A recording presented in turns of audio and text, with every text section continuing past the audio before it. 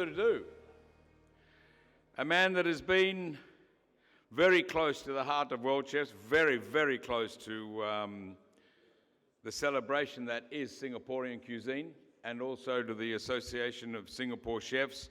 Ladies and gentlemen, we welcome, very happy to see Eric Teo wrapping up a great afternoon, a great day of food. The award-winning Singaporean celebrity chef, Chef Eric Teo.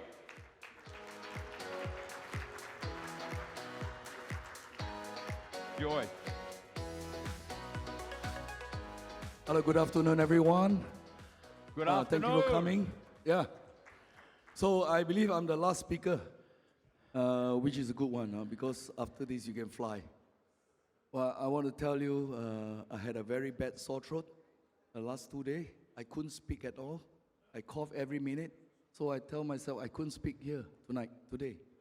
So yesterday we had a party, right? We had a good time. You guys drink, eat, and I think you guys have a good time. And God bless us with a very good weather and beautiful, and the live band is awesome. So I said, they told me and say, hey, so how are you going to talk tomorrow? I said, I don't know. I said, don't worry about tomorrow. Get happy first today. Tomorrow is tomorrow. If I can talk, I can talk. If I can talk, I will talk. So thank God I have some voice here. So good to share with you. So yeah, great. We are chefs, and we are always chefs. And wherever we go, we see white jacket is easy to connect. Easy. Irregardless of race, language, or religion, it's easy to connect. Because we are from the kitchen. And I respect Emmanuel earlier. We met, we are good friends. He has really keep himself very fit. And I look up to him. He does a lot of yoga, all right? So, okay, today my speech is about, it's not how you start, but how you finish. Okay, we are all chefs, and we have our young days. We start all the same, but halfway through we are very different. Some became a sous chef in no time. Some became a boss. Some became a businessman, right? But I just want to tell you, I have a hard time during my young days. So I came from a very big family of 7, but we live in a very small house. And this house has only got 2 rooms. So my parents 1 room, and all the siblings squeeze in one small room like that, and we sleep, and we live for 25 years. So the situation and the environment make it very different, right? So my mom spent a lot of money on me, hoping that I become a doctor or lawyer one day, or maybe somebody. But no, I can't study. I was very bad. I played truant. He bring me to a tuition school. I went out. So when she came to fetch me, I went back. So I waste my mom money, just like that. So I feel very bad. So after that, during my school days, the most important subject in Singapore is English and Chinese. You must pass your Chinese in order to go to high school. If you fail your Chinese, that's it. And I failed my Chinese very badly. It's called F9. F9 is gone case. Dead. You can't make it. So I passed my English and I failed my Chinese, but I was a dropout. I was a school dropout, and everybody looked down upon me. You know, sometimes when they ask me, what is your name? I'm very shy to say Eric Teo. You know, it's very hard for me, and I couldn't put up my head. Every time when I get together with a gathering with my relatives, because they are very well-do and very well-educated, I have to stay in a corner because I cannot gel into the topic. They talk about tennis, they talk about horses, I don't know what they're talking about, you know. So it's very tough for me. And of course, as days goes by, I went to look for a job, and I found this place called Hyatt Hotel. So I went into the hotel. I enjoyed being a waiter because it has a nice tuxedo with a bow tie. I never get to wear a tuxedo in my life. So I said, wow, it's air-conditioned, it's easy job. I just serve, pour water, clear the plate, get some tips, and That's it. Easy money. So then I take up the job. But I'm very playful because that's my nature. And one day, the chef came to me and said, "Hey, young man, do you want to be a cook?" I said, "Wow." I said, "There's a lot of lobster and fishes in the tank. I love that." I said, "Yeah, why not? I will be a cook." And he sent me to school, right? So I went to school in Sheltec for 1 year, which is the lowest grade. I couldn't make it. I'm not qualified. So Hyatt Hotel, the chef, guaranteed me as a guarantor that I will make it to the school. So he signed me up, and I go through the school because my education is not good enough. So I graduated from Sheltec. And I went back to Hyatt Hotel. I signed a 2-year contract with the chef. And he gave me a plan. 3 months in the pastry, 3 months in the Italian restaurant, 3 months in the bakery, 3 months in the main kitchen, 3 months in a contemporary kitchen, and 3 months in Hugo, the French restaurant. Wow, I tell you. So I was very happy to be a chef or a cook. But my intention is not to be a chef. My intention to eat, because I have a lot of food to eat. Even I go Chinese kitchen, I have Chinese food. I go Malay kitchen, I have Malay food. So I just work and cook. But I have no idea that I'm learning. So one day, the chef in the main kitchen asked me, "You cook this asparagus tonight for 500 packs. Each pack is 2 pieces, and it's from US. At that time, it's 1986. The asparagus are not cheap. So he tell me, say, when the water boils, you put it inside. When the water boils, you take it out and put it in ice water. I said, that's easy, right? Just put it in, water boil, take it out. So I do as he says. So I waited for the water to boil. When it boiled, I pour the whole asparagus inside. And I wait for the water to boil. So when the water boiled, when it wants to boil, my chef came in. He said, "What the fuck are you doing?" I said, "Chef, I'm boiling the asparagus. I'm going to take out the asparagus very soon." He said, "Can't you see the asparagus is yellow?" He said, "Yeah." He said, "It's overcooked, you skunk. Can you take out everything?" I said, Then I take out everything and put it in the ice water, but it's too late. So, I'm really how do you call that? Very demoralized, very sad, angry with myself, and I feel very embarrassed because everyone was there, and he screamed like that. His face, I couldn't find a better picture than this one. I don't want to use Gordon Ramsay, but this is real. So he screamed at me like that. I tell you, I was strung, and I said, "I'm so sorry." So I was very sad. I went to the toilet and cried. Yeah.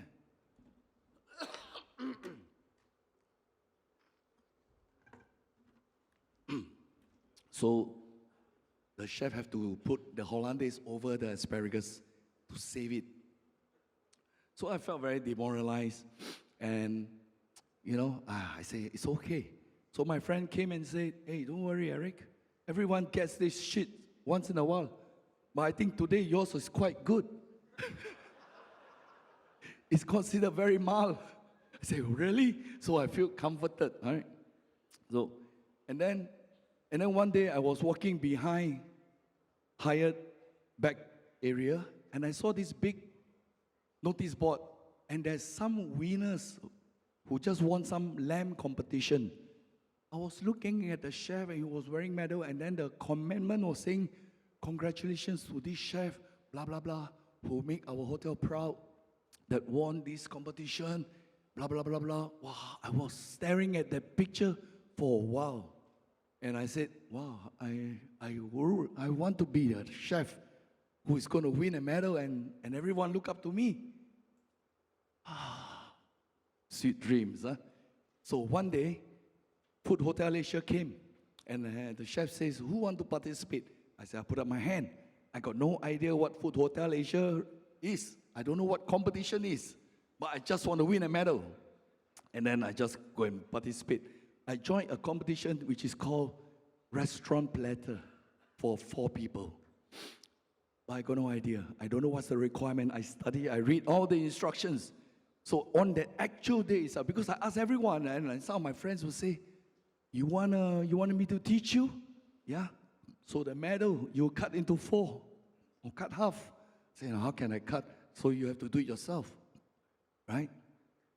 So at that day, about 5 p.m., before I send the food for display, I'm still in the shit. I cannot produce any single thing, which is not good, because I did a suckling pig, which is very difficult to expic, to glaze with the expic.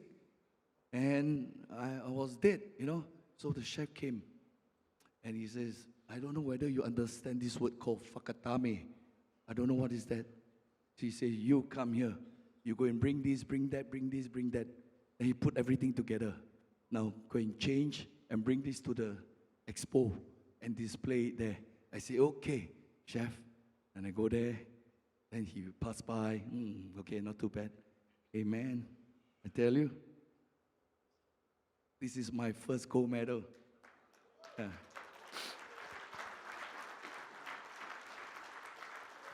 I'm sure some of you know Andres Stauder.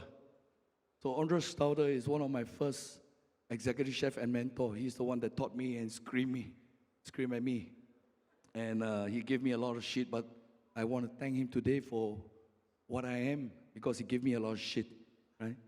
And I remember, I love him, and he's still in touch with him. We are good friends. So he's the one that put everything together. So, yeah. Oh, that was in 1988. But I want to say, no matter how hard we fall, you still have to get up and continue, because the journey of a life is, a journey of a chef is very long. It's never ending. When we reach 70 years old, we still can cook. When we reach 80 years old, we still can cook. I have my favorite hawker center downtown.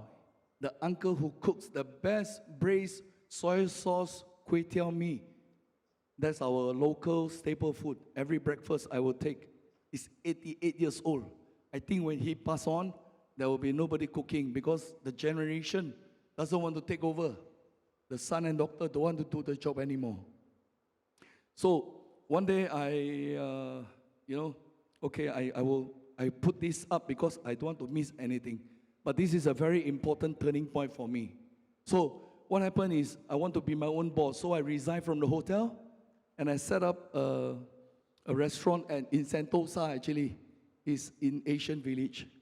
So what we do, we entertain tourists, and then give him a buffet, and then that's it. And of course, this agency, I have to provide him $1 per customer. He gave me $14. This is back in 1990s. Yeah. So he comes in, he bring one customer, it's $1. So 300 is $300. That night I have to give him $300. All the suppliers are 3 months. I have to pay, and I'm under that. I do my calculation wrongly, so I ended up owing $200,000 to the supplier and the contractor.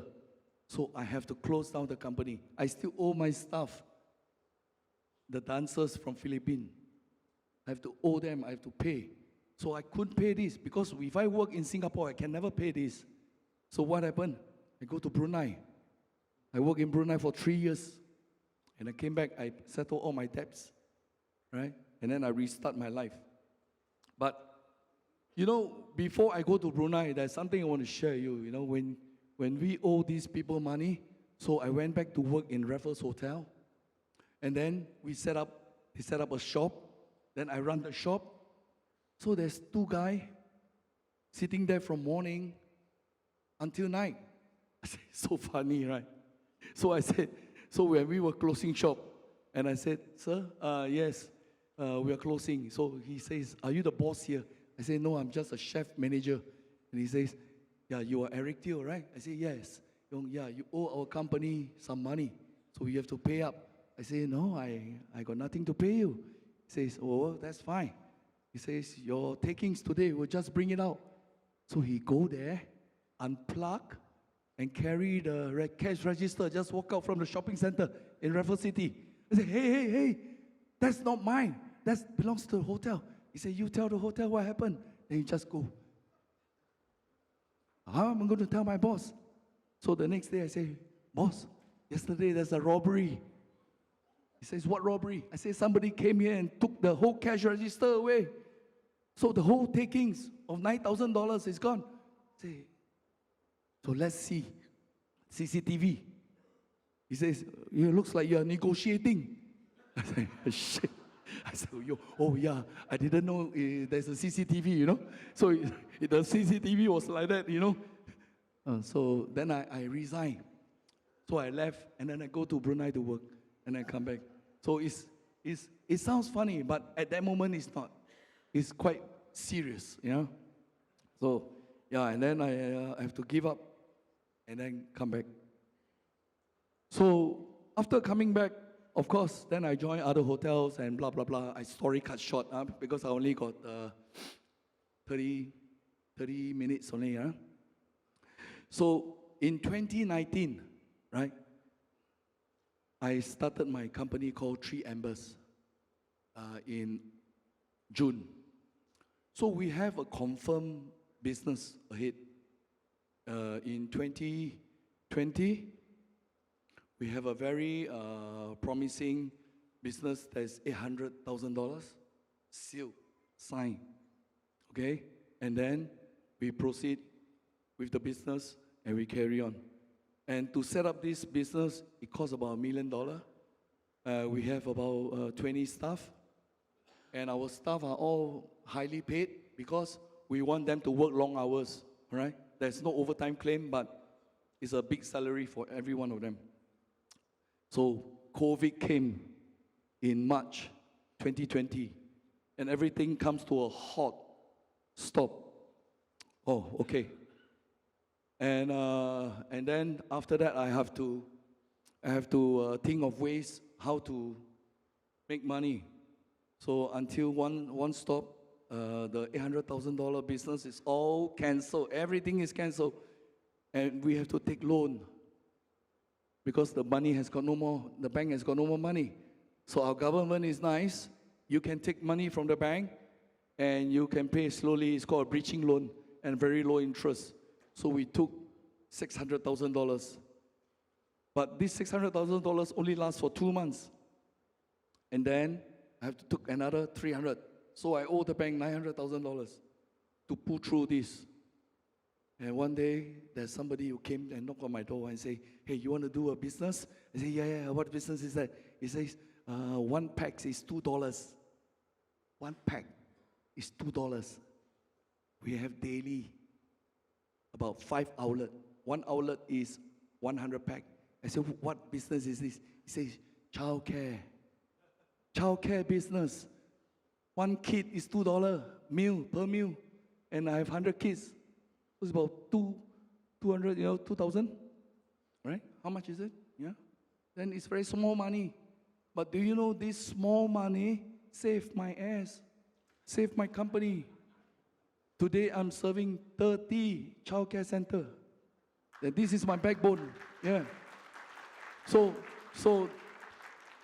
I think in my talk today is you have to stay positive. Regardless of you are a young chef, businessman, or you run your own company, you have to stay positive. My company now has got 50 staff. Yesterday, you had a great party that was done by us. I hope you like it. Yeah. So you cannot stop believing in yourself. Every one of us in this room has a strength, and the strength is unbelievable, I tell you. Every speaker who came on this stage for the past 2 days is incredible. What they talk and what they speak and what they share is amazing. And I came for every talk. It's incredible. Every one of you here is special. So you cannot stop believing in yourself, because I tell you, you are somebody. And you have to build strong foundation culinary, especially for the young chef. I mean, they are not here.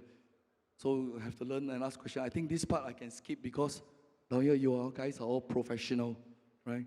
So this one no need to see lah. Yeah. I do a lot of cookbooks, right? So these are just my passion. And that's where I start. You can see I was just being playful, and then I go to Shaltech, and that's where I work in a Raffles Hotel, and then I became a polo chef in Brunei, and then I won a few awards here, and I roast the whole pig. I turned the concept of a buffet upside down. When the buffet team, people are doing the same thing, you have to start to do something different. I'm the first one who do live prawns on the buffet. I'm the first one who brought the lobster into the buffet, right? Whole lamb buffet. Durian served in the hotel buffet. I brought it in, right? And then I went to Mandarin Oriental Hotel, and I came out and set up my own company called Culinary Arts. And then I went to a culinary school to be a mentor. I think what I cannot bring along with me to the grave is my skills, my recipes. But what can I leave behind is a legacy. So I want to build as much young chefs as possible. And I have already seen some doing very, very well. Yeah. As you know, Otto Weibel is my mentor. He's the one that showed me how to become not only a great chef, but a human being. I tell you, as a chef, you must have a good heart. You must respect all chefs, irregardless. And you have to stay focused what you want to do. You have to be very, very positive. You have to stay positive at all time. Whether I can talk today or not, I stay positive. I say, yes, let me do it. I'm sure I can talk. I can tell you, I really thank God that I only cough once. Yeah, serious, if you count. So learn to appreciate small things. Right? But I thank you guys so much that Wax still stands strong. And I wish Manjit and Andy the very best in your pitching for the president. Yeah, don't forget to enjoy, okay? Don't forget to enjoy your family time. So I have a short video to show you. Now this video, when you see, is a mixture of Mandarin and English. You have to read the English words. It's a short video that I made, especially for this presentation.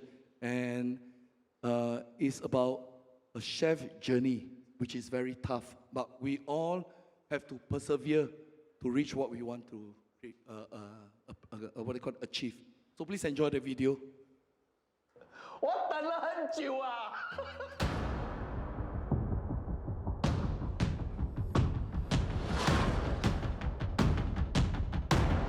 新加坡。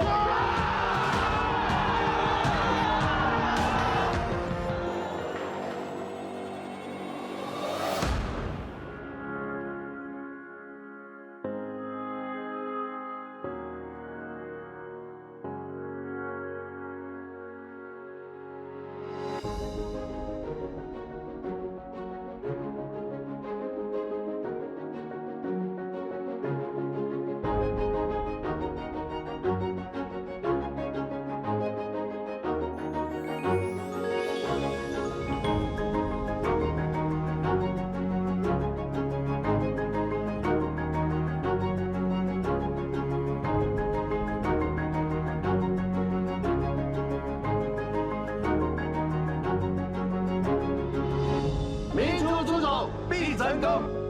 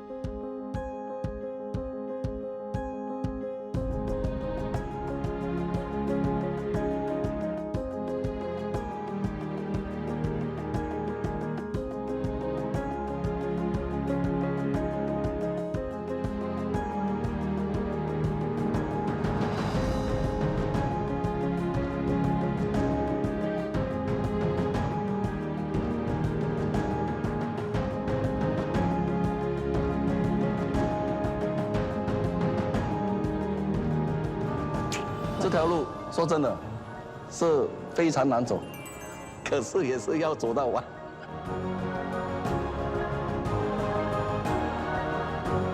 真难啊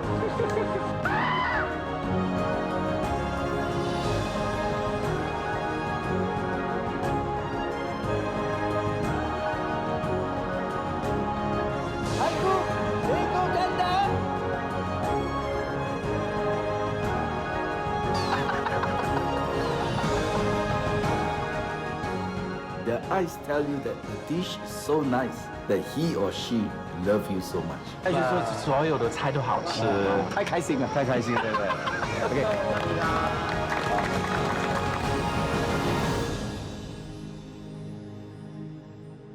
Be positive. OK。 Ladies and gentlemen, the one and only Eric Piel. Chef Uwe, if you could come to the stage to give Chef Eric a small token of our appreciation, and such an inspiring way to finish the second day, Chef. Thank you very much for sharing. It's always a pleasure to listen to you, even with your gravelly voice.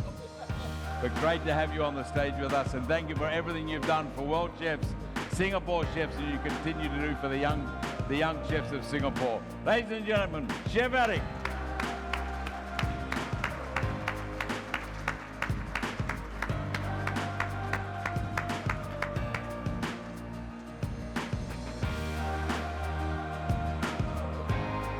Now I get one with you as well.